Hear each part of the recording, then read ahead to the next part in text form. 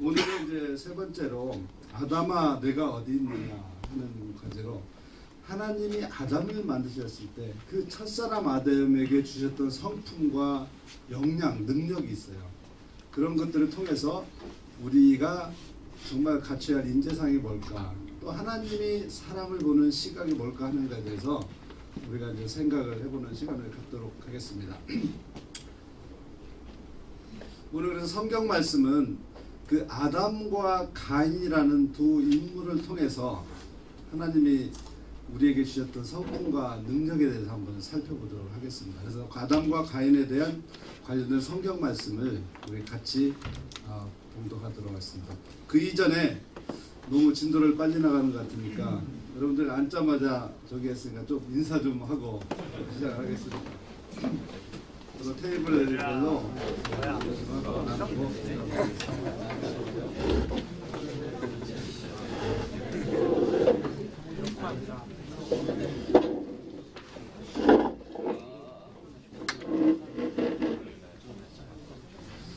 자, 우리 다시 이제 마음을 잘 깊이 우리 하나님께 집중하고 그 성경 말씀을 같이 보도록 하겠습니다.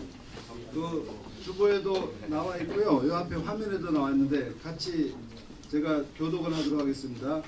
2장 15절 여호와 하나님이 그 사람을 이끌어 에덴 동산에 두어 그것을 경작하며 지키게 하시고 여호와 하나님이 그 사람에게 명하여 주시되 동산과 나무에 우리가 이리로 먹되 여호와 하나님이 흙으로 각종 들짐승과 공중의 각종 새를 지으시고 아담이 무엇이라고 부르나 보시려고 그것들을 그에게로 이끌어 가시니 아담이 각 생물을 부르는 것이 곧 그의 이름이 되었더라.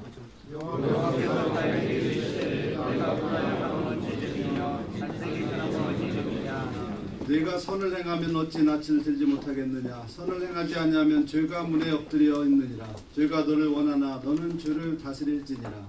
가인이 그야와 아벨에게 가라고 그들이 이르시되 가인이 그야와 아벨에게 여호와께서 가인에게 이르시되 내 아우 아벨이 어디 있느냐. 그가 이르되 내가 알지 못하나이다. 내가 아우를 지키는 자니까. 우리가 잠깐 개발했지만 오늘은 그 여러 가지 그 주제 중에 아담의 죄에 대해서 인재상에 대해서 우리가 나누는 시간이 되겠습니다. 우리 그 창세기에 그 아담과 하와의 첫 가정의 이제 인물이 가인과 아벨이죠.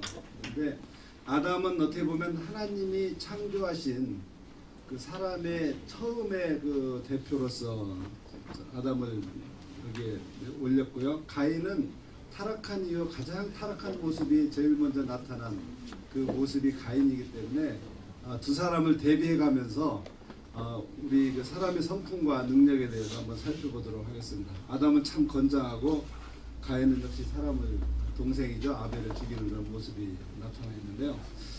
그 아담의 모습을 볼 때 우리가 지난번에 살펴봤지만 아담의 성품과 아담이 가지고 있는 능력을, 역량을 우리가 살펴보고 있는데 그 동산 각종 나무의 열매는 내가 입으로 먹되, 그래서 하나님께서 아담에게는 아주 자유로움과 풍요롭게 느낄 수 있는 그런 기회를 주셨어요. 그래서 아담에게 기본적으로 가지고 있는 것은 자율성이라는 거죠. 자유롭게 자기 하고 싶은 대로 모든 것을 할 수 있는 그런 기회를 주셨던 거고, 두 번째는 아담에게 그런 것들을 경작하고 지키게 하시는 명령을 주셨어요. 그래서 아담은 그걸 잘 수행을 하고 있었어요. 그래서 하나님의 뜻에 잘 순종하는 그런 성품을 가지고 있었음을 알 수가 있습니다. 또 하나는 하나님께서 아담에게 주신 사명은 땅을 정복하고 모든 다스리라.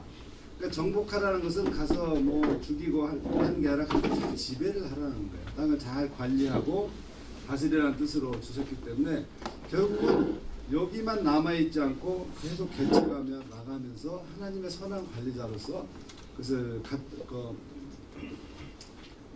만들어 나가라는 마음을 주셨거든요. 그래서 이런 도전정신 같은 것도 아담에게 사실은 실질적으로 있다고 볼 수 있습니다. 그리고 주신 능력은 하나님의 형상대로 창조했기 때문에 창조적인 능력과 지적인 능력을 가지고 있었던 걸 볼 수 있고요. 하나님이 아담에게 와서 각종 새와 동물들을 데리고 와서 다 이름을 지라고 과제를 줘요. 근데 아담은 그것을 전부 잘 풀어요. 그래서 문제를 어떻게 보면 잘 풀어내는 그런 능력이 있었다고 볼 수 있고, 그 많은 각종 생물들의 이름을 끝까지 다 지어내요. 그래서 뭔가 자기가 맡은 일은 끝까지 성취하는 능력이 있었던 거예요. 그러니까 이 근성이 있었다는 거, 일을 하는. 그러니까 우리가 좀 더 확대해서 가면 이런 정도 영향을 볼 수가 있고, 그다음에 하나님과 대화를 할 수 있는 그런 소통력. 하나님은 혼자 일하시지 않고 아담과 같이 일하셨는데, 그런 정말 팀워크로 우리 일하는 모습을 우리 창세기의 모습에서 발견할 수가 있습니다.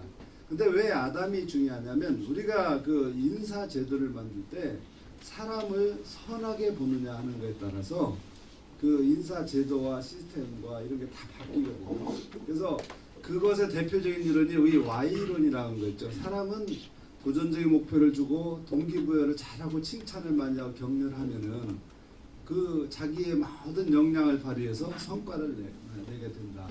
그러면 그에 대해서 상응하는 보상을 하고 이렇게 선순환 구조를 통해서 조직이 돌아가게 된다라고 생각하는 게 Y론이라고 볼 수가 있겠습니다. 그 다음에는 그 가인의 모습을 아까 잠깐 읽었는데요.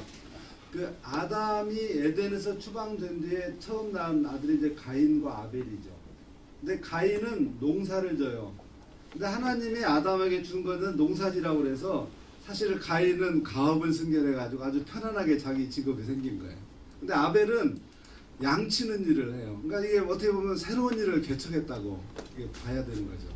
그러면 사실은 하나님께 감사하고 해야 할 부분은 가인인데, 실제 가인과 아벨이 하나님께 감사의 제사를 드렸을 때 하나님이 가인의 제사는 안 받으시고 아벨의 제사는 받아들이는 거거든요. 그러니까 가인이 나타냈던 반응이 오늘 읽었던 성경 말씀이에요. 그래서 가인이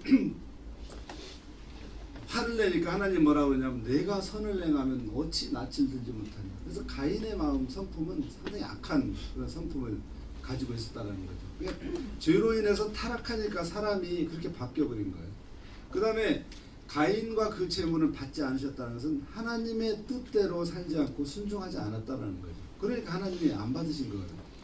그 다음에 세 번째는 가인이 그 안 받았다고 해서 막 분하고 막 안색이 변하고 이러는 거예요. 우리 여러분들 직원들 중에 이런 사람 많잖아요. 조금 뭐라 그러면 막 화내고 막 얼굴이 울그락불락 하는데, 가인이 경쟁적이고 아주 다혈질했어. 아벨을 죽여버리는 거는 자기가 지는 걸 못 이기는 거예요.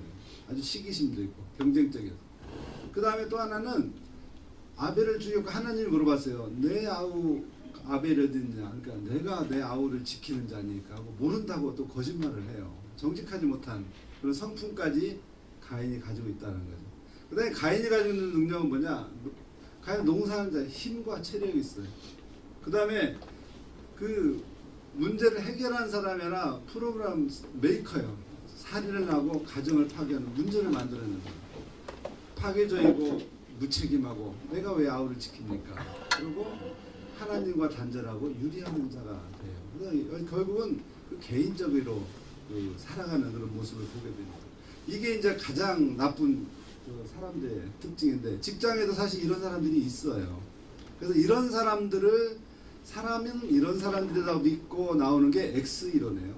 그래서 목표를 주고 지시를 하고 일을 잘하는지 안 하는지 컨트롤하고 모니터링을 하고, 성과가 미달하면 페널티를 주고, 이런 방식으로 일하는 게 이제 X로 이론에 입각한 이론이 되겠습니다. 그래서 우리가 그 인사적인 관점부터 사람을 보는 시각이 뭐냐, 사람을 보는 시각이 두 개가 나오는데, 그래서 동양에서 보면 성선설과 성악설을 얘기를 하죠. 아담의 모습이냐 가인의 모습을 보냐, 사람을 신뢰하느냐 불신하는 눈으로 보느냐 하는 거예요. 그거에 따라서 모든 인사 철학과 제도가 바뀌는데, 그래서 우리가 오늘 사람을 어떤 시각으로 보냐라는 것을 우리가 한번 내면을 좀 살펴보고 싶은 거예요. 사실 사람이 뭐 여러 가지 나쁜 면도 많고 좋은 면도 많지만은 이 두 극단을 나눈 이유는 내가 근본적으로 사람을 어떻게 보고 있냐는 것에 대해서 한번 성찰해 볼 필요가 있다는 생각이 들어서 이 시간을 만들었습니다. 그러니까 나는 사람을 아담적으로 보는가 가인적으로 보는 하는 문제죠. 요건 우리가 좀 이따가 잠깐 이게 우리 토론을 통해서 나눠보도록 하겠습니다. 그래서 우리가 중요한 건 뭐냐면 사람을 보는 시각이 회사의 인사철학, 그 다음에 HR 제도, 평가보상제도, 복리수행제도 요거가 전부 온라인이 돼 있어요. 안 믿는 조직은 그 목표를 주고 감사 시스템을 강화하고 그 컨트롤 시스템을 강화하고 전부 통제하는 시스템으로 가는 거예요. 근데 사람을 믿는 조직은 정말 자유롭게 일할 수 있는 분위기를 만들고 문화 자체가 보상 위주로 가고 복지를 높이고 하는, 그래서 이 사람을 보는 시각에 따라서 모든 인사의 철학과 제도가 바뀐다는 거죠. 그래서 다른 회사에 여러분 그 제도를 보면은 그 오너나 CEO의 생각이 뭔가를 알 수가 있습니다. 그래서 여러분들도 회사를 경영할 때 내가 어떠한 툴을 쓰고 있느냐가 바로 나의 사람을 보는 시각이라고 보시면 되겠습니다. 이런 양시각을 적용한 극단적인 사례가 있는데 Y론과 X론 극단적인 사례인데, 저 미라의 공업의 창업주 아마다 아키오는 우리 박인천 대표님이 카톡에다 올린 그런 회사예요. 근데 이 회사는 정말 극단적으로 사람을 믿습니다. 그래서 어떻게 경영하냐면 1965년에 창립을 했는데 지금 매출은 뭐 3,200억, 그렇게 크게 성장한 건 아니에요. 근데 그 업계에서는 잘 성장을 하고 있다고 합니다. 이익률도 한 15% 정도 하고 있고 근데 그 정년이 70세고 1년에 휴가 일수가 140일이고 육아 휴직은 3년을 주고 근무 시간을 7시간을 못 넘게 하고 4시 반에 퇴근을 시켜요. 그리고 그래서 하여튼 모든 게 인간 중심이에요. 그래서 사람이 미래다. 이건 두산의 철학 같은데 사람이 미래다. 그래서 전부 사람을 모든 거 믿는 제도를 만들어요. 복지제도 잘 만들고 그 대신 아이디어를 무지하게 강조해요. 아이디어를 내면 그에 대해서 엄청난 보상을 또 해줍니다. 그러다 보니까 회사가 아이디어를 내고 개선을 하고 성과가 올라가고 그거에 대해서 회사가 보답하는 모습으로 운영이 돼요. 그래서 이거는 아주 극단적으로 그 Y론에 입각한 회사라고 보면 되는데 실질적으로 깊이 들어가면 또 다른 면이 있을 수 있을 거예요. 근데 이제 또 하나 가장 극단적인 X이론의 사례가 제가 들은 사례입니다. 이분은 반도체 장비라는 회사인데 매출 규모는 한 5, 600억 정도 하는 중견기업이에요. 근데 이 회사 사장은 직원들을 절대 안 믿어요. 아무리 얘기를 해도 믿질 않아요. 듣질 않아. 그 다음에 직원을 완전히 소모품 취급해요. 그래서 위에 중역 서너 명, 신복 서너 명만 잘해주고 얘들을 통해서 다 관리하고 하는 거예요. 주일날도 나오라고 그러고 그 다음에 뭐 무슨 일 있으면 다 동원하고 회사 나가면 그냥 뭐 다른 사람 대체하고 이렇게 합니다. 그리고 말이 그냥 아침 저녁으로 바뀌고 아침에 이랬다가 밤에는 바뀌고 오후에는 바뀌고 다음날 또 이렇게 하자고 그러다가 또 바뀌고 항상 생각이 바뀌니까 직원들의 입장에서는 정말 일하기 싫은 회사죠. 그래서 그 회사의 직원이 그런 얘기를 하더라고요. 그분이 서초동에 사는데 자기는 서초구에 가기도 싫대요. 그런 회사가 아주 대표적으로 X. 근데 회사는 성과를 내고 있어요. 자, 이러한 두 가지의 어떤 극단적인 사례가 있다는 거죠. 근데 우리 하나님을 믿는 우리들은 그렇게까지는 안 가겠죠. 그래서 오늘 이 극단적인 사례를 우리가 바라보면서 정말 나는 회사에서 직원들을 어떻게 보고 있느냐, 내가 정말 신뢰하면서 모든 일 회사를 꾸려나가느냐, 아니면 뭔가 이놈들은 가만 놔두면 안 돼 해서 그것들을 뭔가 통제하고 지시하고 강압적으로 끌고 가느냐 하는 이런 거가 달라지기 때문에 우리가 그 두 가지의 관점을 한번 나눠보는 시간을 갖도록 하겠습니다. 이것은 우리 서로를 뭐 비난하고자 하는 것도 아니고 우리 스스로 지금까지 살아왔던 환경 속에서 자연스럽게 쌓인 모습이에요. 그래서 누구를 비난하기보다 자기를 비판하자는 뜻이 아니라 우리의 회사를 경영하는 면에 있어서 나를 정확히 알자는 뜻에서 이 시간을 만들었습니다. 그래서 오늘은 토론이 사실은 중점은 아니에요. 다음 주에 인재사항 부분이 중점적인 토론 시간이고 토론의 시간이고, 그래서 간단하게 한 20분 정도만 요 주제로 한번 나눠봤으면 좋겠어요. 나는 사람을 어느 시각에서 보려고 노력을 하느냐.